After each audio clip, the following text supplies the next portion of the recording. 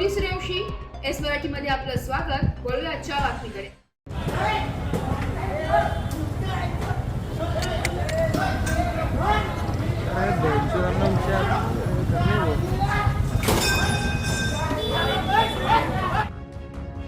अंबड परिसरातील फडोळ मळा येथे बुधवारी रात्री चहाच्या दुकानासमोर दोन टोळक्यांमध्ये झालेल्या जोरदार हाणामारीमुळे परिसरात काही काळ दहशतीचे वातावरण निर्माण झाले।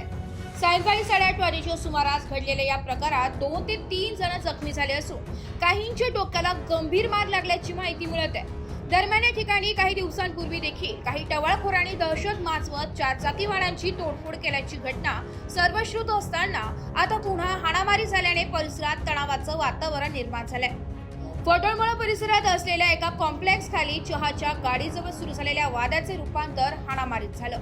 दोन गटातील 4 ते 5 जणांनी एकमेकांवर लाथाबुक्क्यांचा वर्षाव केला।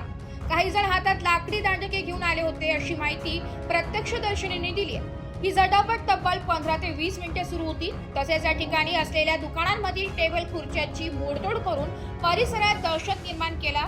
याबाबत स्थानिक नागरिकांनी अंबड पोलीस ठाण्यात भ्रमणध्वनीवरून माहिती देण्यात आली। त्यानंतर अंबड पोलीस ठाण्याचे वरिष्ठ पोलीस निरीक्षक मधुकर कड यांनी तात्काळ पोलीस फौजफाटा घटनास्थळी रवाना केलाय। अंबड पोलीस तातडीने घटनास्थळी दाखल झाल्यानंतर पोलिसांनी हस्तक्षेप करून हाणामारी थांबवली आणि परिसरातील तणाव निवळलाय।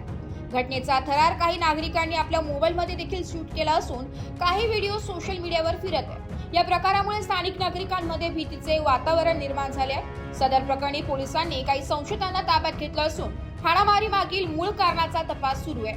अंबड पोलिसांकडून या घटनेचा अधिक तपास करण्यात येत आहे। एस मराठी न्यूज साठी नाशिक शहर प्रतिनिधी नाशिक।